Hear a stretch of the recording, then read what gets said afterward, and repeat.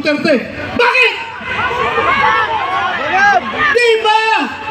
Di ba katungkulan na ating gobyerno ayon sa ating konstitusyon to protect, to serve and protect the Filipino people? Sino siniservisyohan niya? Yung mga dayuhan, hindi ang Filipino people. Kasi ang Filipino people, yun ang pinadala niya doon sa dahig. Alam nyo, habang kinakarga sa aeroplano, nag-struggle sila doon. Wala na ko ibang magawa. Dahil nandun ako sa Davao, kinu-coordinate ko yung ating mga yung petisyon na ginagawa natin na hindi nakahabol. Hindi ako sumama sa Hong Kong dahil sa gabi na yon, alas 3 sa madaling araw dapat ang biyahe ko papuntang Hong Kong.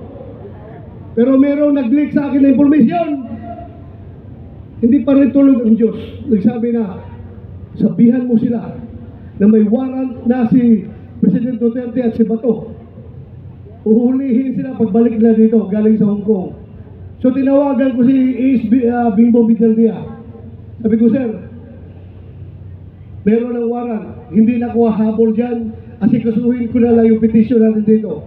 Petition for certiorari and prohibition.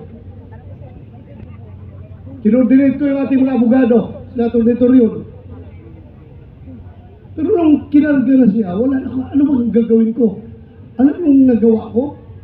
Naghanap ako ng tao na kakilala yung piloto ng eroplano. Pinasabihan ko yung piloto, sabihan mo, pag gawin na yan, ibiyahin na si Pangulong Duterte. He will go down in history as the pilot na naghatid sa pinakamabait, pinakamahal na Pangulo doon sa dahig. Sabi ko, merong nagkukomunikate sa aming dalawa.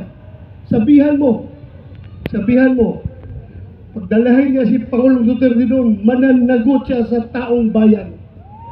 Mananagot siya.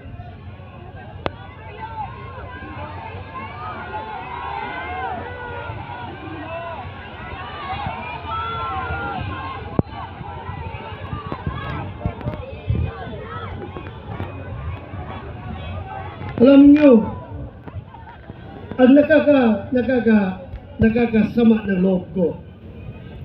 Alam mo yung isang barangay kapitan?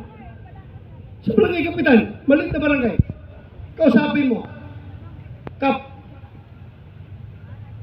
ano ang tingin mo dito? Tama ba ito? Hindi.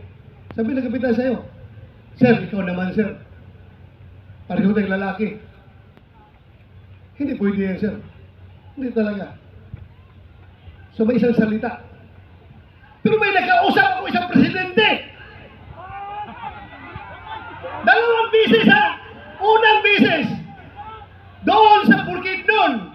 Kasi noong 2022 election, kung hindi si Inday Sara makasama sa kanilang rally, kasi mayroong ibang commitment, ako ang nagpo-proxy kay Inday Sara. Kasama kami na sa stage. Siyang kandidato ng presidente, ako ang nag-represent kay Inday Sara.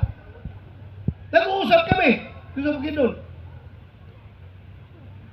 Alam mo, sabi sa akin, hindi siya papayag na makialam ang ICC sa ating bansa. Hindi pa siya presidente noon. Hindi pa presidente. Pangalawang bisis, presidente na siya. Doon sa Malacanang, inibitahan niya kami.